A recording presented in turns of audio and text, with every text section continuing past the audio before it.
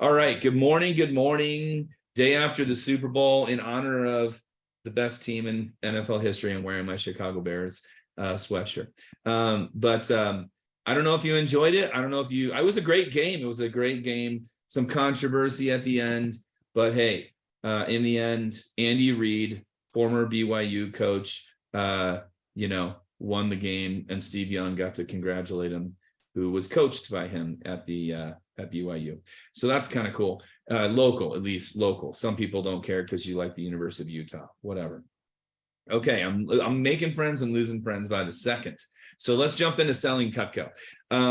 Hey, I got a great request, and I think this one will be really beneficial to everyone on Champs Club today. And I really like this request because it's going to be a little potpourri-ish. It's going to be a little here, there, everywhere, to quote Paul McCartney, who was at the Super Bowl yesterday, here, there, everywhere by the Beatles.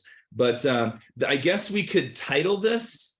I'm going to title it a two-part title of today's Champs Club. One is going to be maintaining control of your demo. Maintaining control of your demo, right? And number two part is, I'll call it ad-libbing, particularly when they already have Cutco. Okay, so one is maintaining control of your demo, and two is ad-libbing and being on your toes when they already have Cutco, and like, where do I go? What do I do? I only see 3 of us on video, so I'd love to see more of us on video, but maybe raise your hand if you're like, yeah, both of those things I could benefit from. If you feel like, yeah, this is good stuff, I'm already ready, I'm already engaged. Now some people jump on video. That's awesome. Okay, good. Well, I'm glad you're interested in the subject matter here, and we'd love to see as many of you on video as we can get.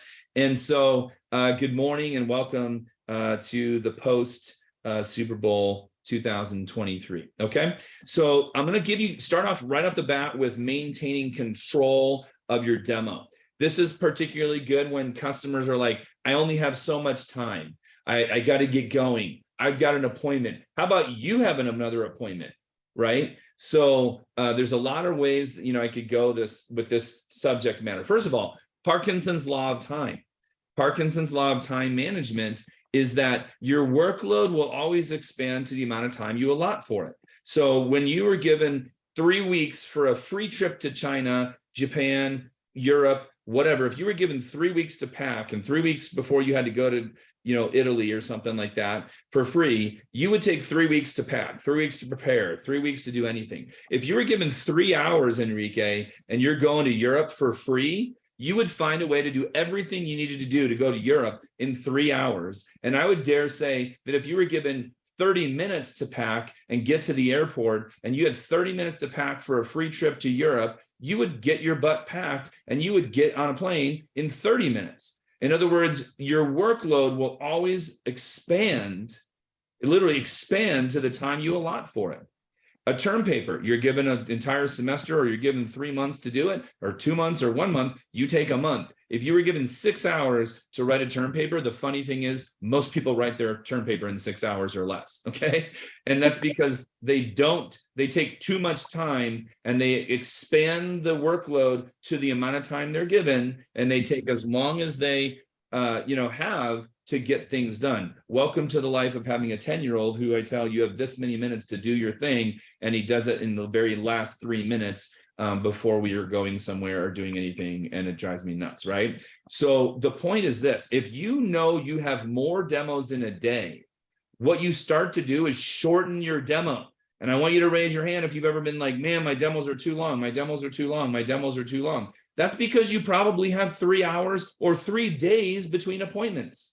And when you have 3 hours or 3 days between appointments, you don't psychologically care how long you have. You're like, I'll let it go 2 hours, I'll let it go 3 hours, because maybe I'll sell more if I take 3 hours to sell an ultimate signature homemaker or a 3-piece special. You literally take 3 hours to sell a 3-piece special. And guys, your workload always expands to the time allotted for it.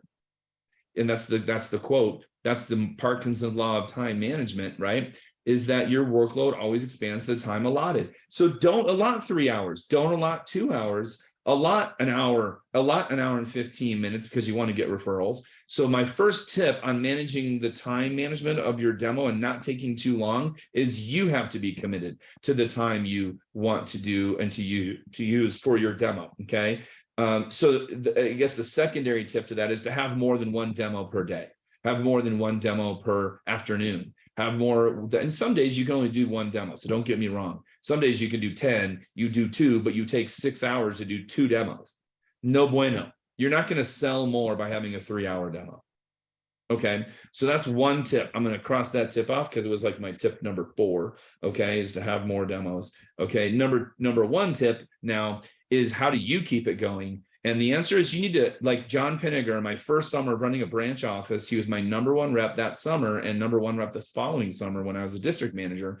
He used to say to everybody, this is in-home demos, this is before the internet practically, but before we used any type of web demo or virtual demo.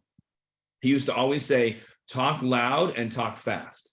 Talk loud and talk fast, not yelling, but talk loud to him or to me. The rewording of that, but his rule was talk loud, talk fast. That's basically enthusiasm.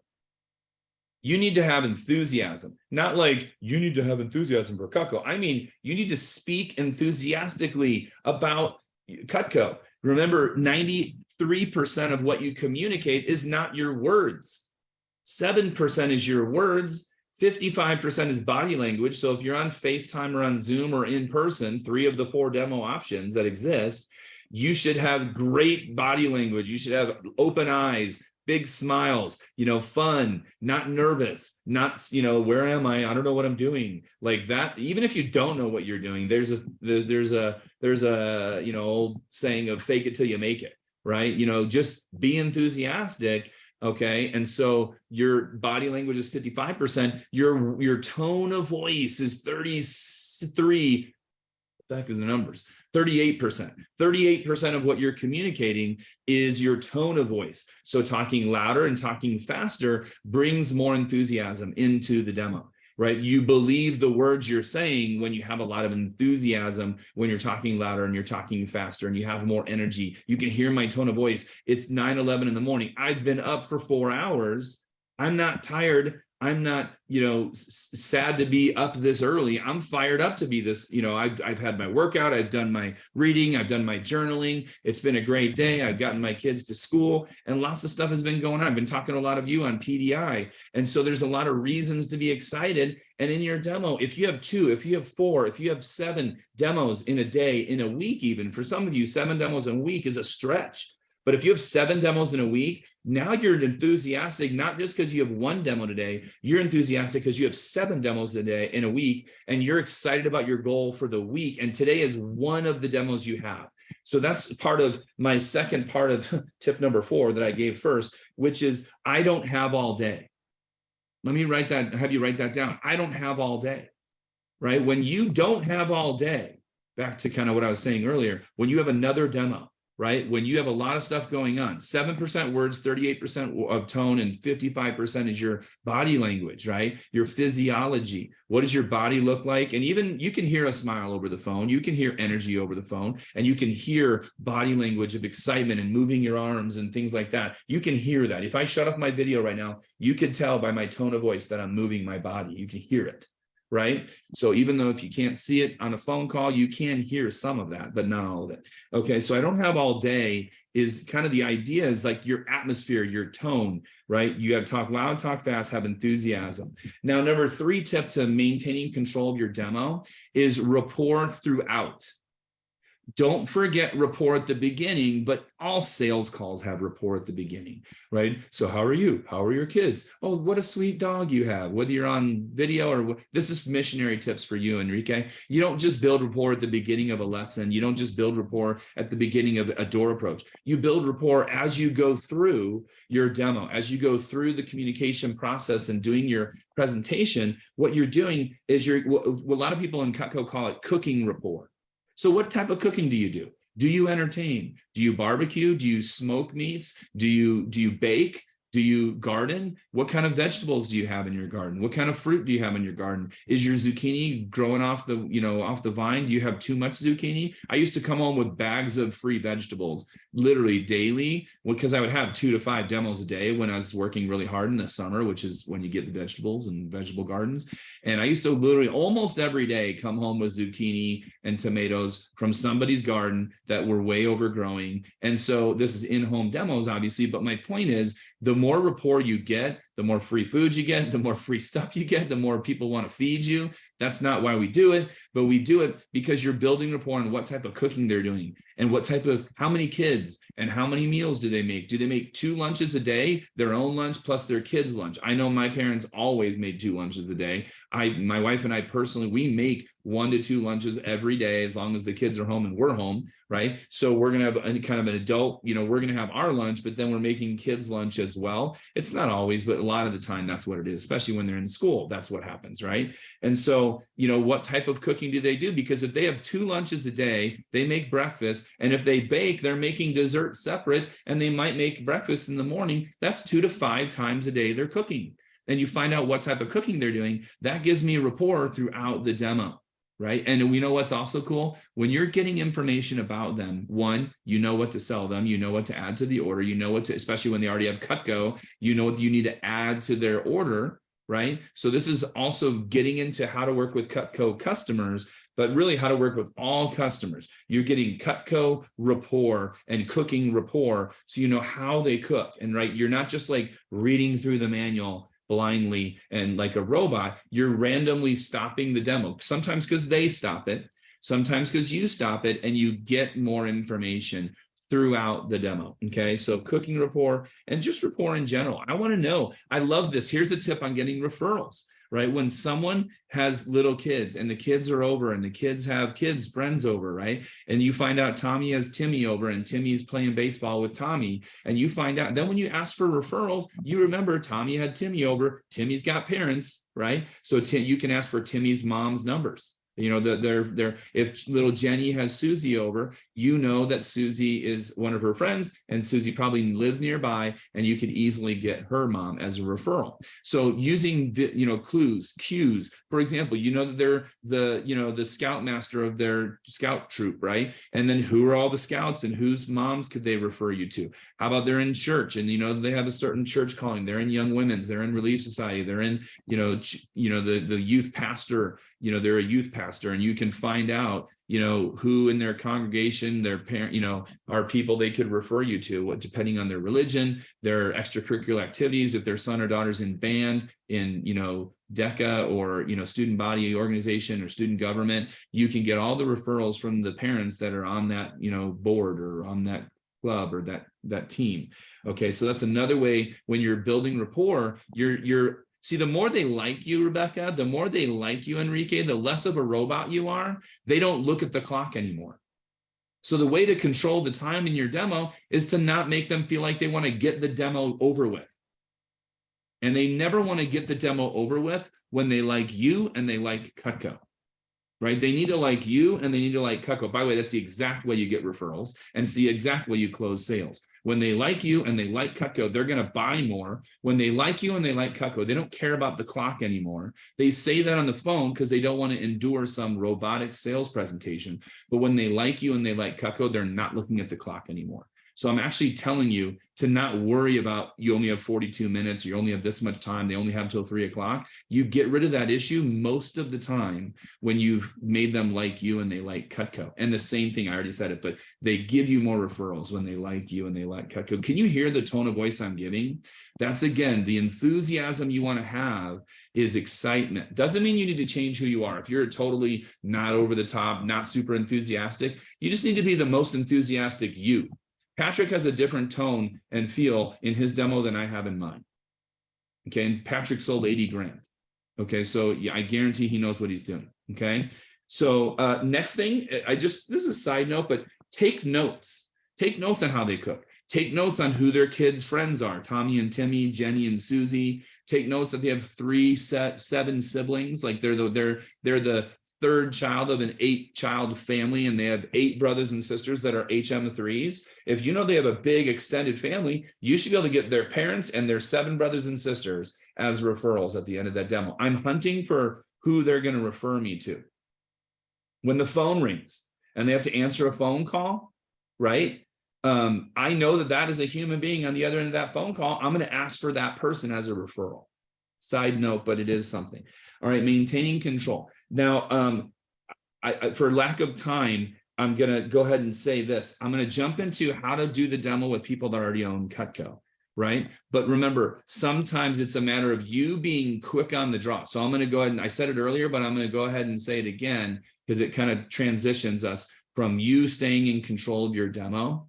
I guess a side tip I want to give you real quick is if you know they're jumping ahead, tell them to stop it.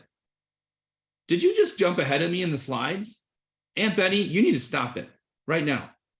I want you to put your hand out in the air. Put your hand out with your palm down. Everyone put your hand out, palm down. You got your hand out, palm down, Kayla? All right, now slap it. Slap yourself. No more, don't go ahead of me anymore. Okay, Aunt Betty, stay with me. I'm in charge here. Okay, be a little nerdy and make a silly joke about you being in charge, okay? Because they're going to jump ahead of you in the slides. What about this? What about this? Buy 5. You're on the galley set. They're on the buy 5, get free scissors, right? And you say, put your hand out there, point it away from you. Now slap the top of your hand, slap your wrist. And they're like, fine, I won't do it anymore. And joke around with it. At least joke around with it. Because if you're in charge, they're going to stop pushing you around. So make it a joke, but you be in charge, okay? But again, let me go to that transitional tip of the fact is you just need to be familiar with the site. You should be familiar with both the customer site and your site on where to jump and when. Of course, don't jump from the homemaker to 5 pieces, even if they try to make you do that. So how do I control when they try to push me down the stairs? You guys know the drop down graphic.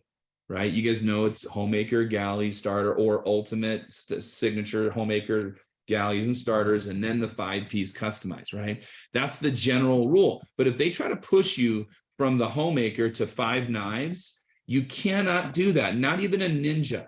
Not even a ninja, Lori, because I know you're, a ninja almost, Lori, right? You're black belt, triple black belt, right? Bacon, you guys with me? I'm just, noticing who's on video. Okay. Not even a ninja can go from being a homemaker to the 5-piece and land that step. I'm looking at my staircase right out the door here, and I cannot jump from the 3rd step to the 7th or 12th step and expect to land. I will fall flat on my face and it turns into a no sale. You can't jump from 1 step, 7 steps down or 3 steps down and expect to land without falling. And my point in doing that is you can't jump from the homemaker to the 5-piece. So how do you stay in control? Here's a couple of quick one-liners. Mrs. Ready? You jot it down. Miss Jones, go slow with me because I might blow your mind. Go slow with me because I might blow your mind. Go slow with me because I might blow your mind. They already know there's a 5-piece. See, that's the cool thing is I know that they know, and they know that I know that there are other options. They know that I know they saw the other options, right? And I'm still going to say, go slow with me because I might blow your mind. And then the all-time 3 greatest sentences that give you permission to stay in order and stay in control and drop down in control, right? Is first sentence, I'll type it. You can get whatever you want today. You can get whatever you want to today. Okay. You can get whatever you want today. Okay. My job is to just show you all the options. I get paid just to do it. Okay. Those 3 sentences, you could be on the ultimate, you could be on, the galley set, you could be anywhere. And if you say, Ms. Jones, look, you can get whatever you want today. I love adding the word today because that's, psychological, whatever you want to call it, in their mind, they're like, oh, subconsciously, oh, today I'm buying today, right? That's a very important thing. That's what car sales, furniture sales, that's what today's the day, sale ends Monday today, sale ends, whatever day of the week it is, sale ends on President's Day coming up soon. Right. And so you want to have that mentality of sale ends this time, today. Right. So you can get whatever you want today. My job is to just show you all the options. I get paid just to do it. Who's off the hook?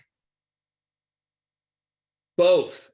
You're off the hook, they're off the hook. Both of you are off the hook. She knows you're not pushing her, and you know that you don't have to, you get the idea, right? She knows that you're letting off the hook because you're not being pushy by dropping down too hardcore or something like that. And they know that they're off the hook. But when you say, my job is to show you all the options, and then Bacon, you say something like, be patient with me because I might blow your mind, or I'm gonna blow your mind.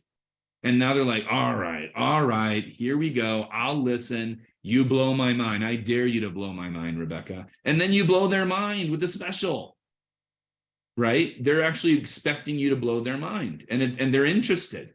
Like, where's this going to go? Because you're going to blow my mind about knives, seriously? And then you do with a great deal. You want to give them an offer they can't refuse. And the way to get to an offer, if you didn't write that down, give them an offer they can't refuse. How do you get to an offer they can't refuse? You drop down slow.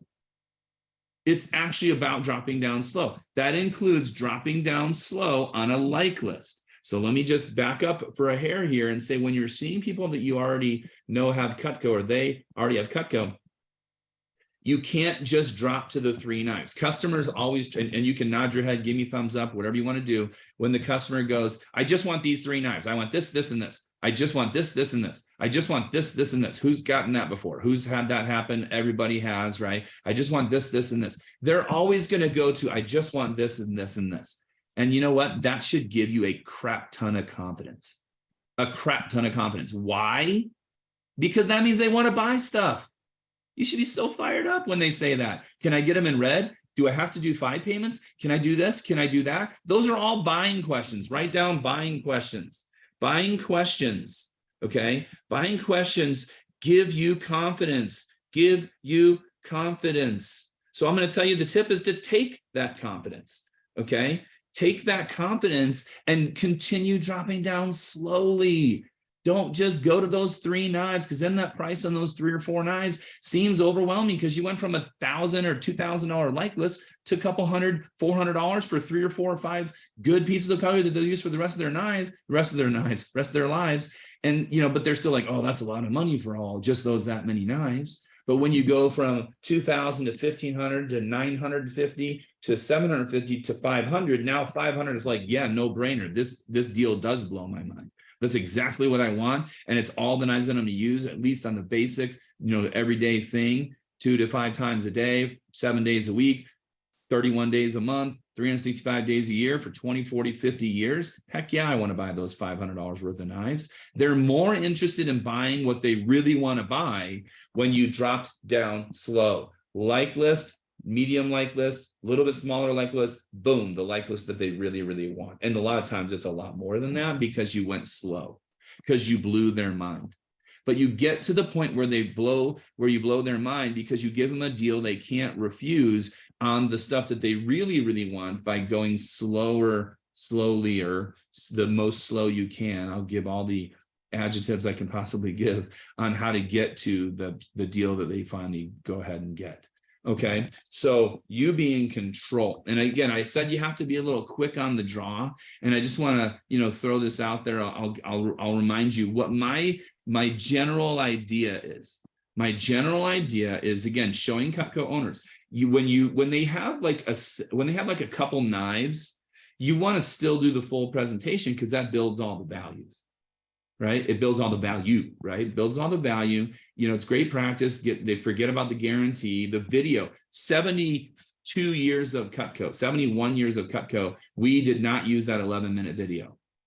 Most of the customers in the history of Cutco, 19 million of them, have not seen the video that's 11 minutes long that you've seen 1,000 times, but they have not seen that video. So it resells them on the value of Cutco. And as a reminder, we've been around since 1949, dishwasher tape, blah, blah, blah, blah. And what you do is I sell them on the knives they already have. This is quick, but I sell them on the knives they already have, and I review the knives they don't. So I still do the normal presentation. Now, if they already have a homemaker and I don't think they're going to want to buy a different homemaker, sometimes they do, because they want a different color and they want to pick their old homemaker and put it in another set, another kitchen, another cabin. They give it to their daughter or their mother, and they want to buy a new one. Just like I take my old cell phone, I give an old cell phone to my daughter, and I buy a new cell phone. How many of you guys know what I'm talking about? Like you got your mom's last phone every time growing up because they got a new phone and you got her old phone, right? And that's pretty normal. But anyway, my favorite thing, 3 steps to showing Cutco owners, my favorite thing is do the normal demo right to where you start talking about the woo stuff, right? You still do why sets are better. You still do why sets are better, right? You still do why sets are better. And they are the right tool for the right job. It's cheaper, you save money, blah, blah, blah. The right, it's safer. And you do that, but you might not go to the woo stuff.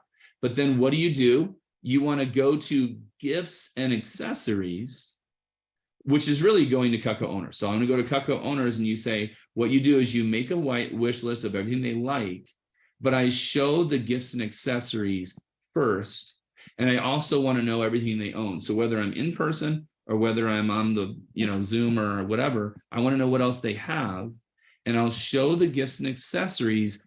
Just write this one down. Show the gifts and accessories before I make the like list. Just take that third slideshow, show it, sense what they like, and then I make my like list. And I said, Ms. Jones, since you already have Cutco, it doesn't make sense for you to buy the full set, although sometimes it does. Most Cutco owners either upgrade to their favorite set or pick out a few pieces to supplement what they already own. Either way, if you decide to add more Cutco to your collection, I'll be able to give you the best deal possible. Ms. Jones, we're going to start by making your wish list. These aren't necessarily things you're going to buy today, but as your rep, I'll be able to keep track of what you want for future reference. So basically, if Cutco were free, what would you add to your set? And you make a bigger like list, okay? For lack of time, what I'm going to just say is you want to build the like list to anything they might use, 3 to 5 times a week. Add anything they might use 3 to 5 times a week. The more you can build the like list to $1 or $2 grand worth of stuff, the easier it's going to be to drop down to the $700, the $500 with 3 steps, 2,000, 1,200, 900, 750, they buy that list. Or they, go from 1,500 to 1,000 to 700 to 400, boom, you make a $400 sale. Okay. But with Cutco owners, they're closer to buying than they're acting.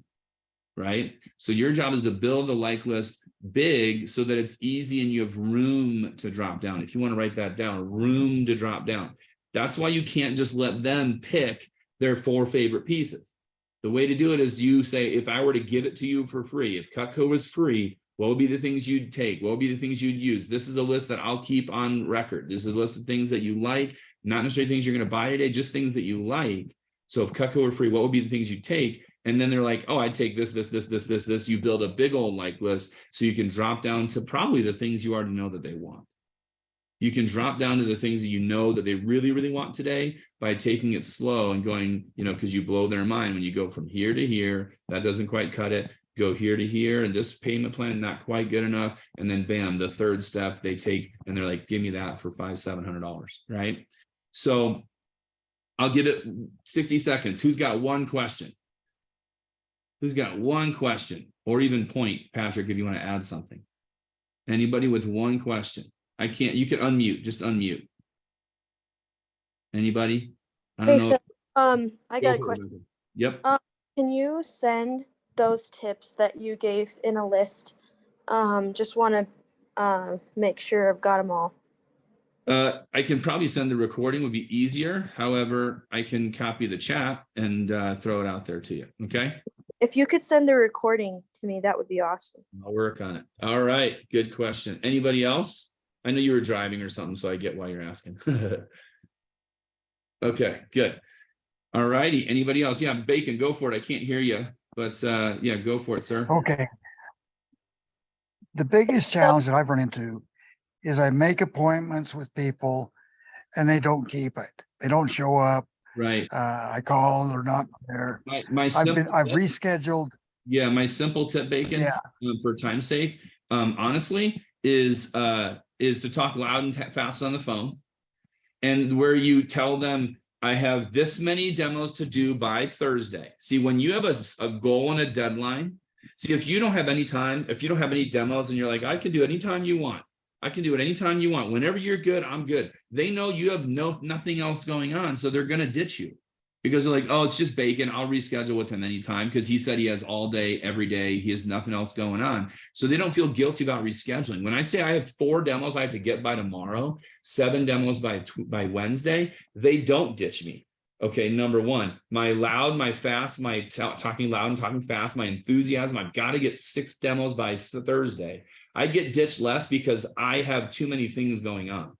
And then I make sure I frickin' firm up every phone call. Miss Jones, this appointment is really important to me. And if you've been ditched a number of times, Bacon, I'd say, Miss Jones, Susie ditched me and Betty had to reschedule and Nancy did the same thing. So can you make sure you write this down? Because I've gotten ditched 3 times this week. They're like, wow, I will not ditch you if you've been ditched 3 other times this week. I wouldn't be afraid to share that, especially if they know who ditched you. If they know the customers who are ditching you, they will not be the guilty party if you tell them that. If you don't think they know the other people that ditch you, don't share that. But it is kind of fun if you do share that. But otherwise, it's Ms. Jones, this point is really important to me. I need to get 7 demos by Monday to hit my goal, by Wednesday to hit my goal. So could you jot this down in your calendar? Because it's really important to me. Every demo, here's a quick tip. Every demo I do gets me closer to my goal. Every demo I do gets me closer to paying for my mission. Every demo I do gets me closer to paying for school. Patrick, give you 20 seconds. We got to stop this. Yeah, even if they don't know the person, you can still share that. I found that to be effective and like, oh my goodness, someone just canceled on me yesterday and I'm really committed to hitting my goals. You're actually helping me stay on track. So thank you so much. Is there anything that would come up? And then they realize, oh, someone ditched you. I don't want to be that person. Even if they don't know the person, that also really helps. That's what he said. Awesome. Okay.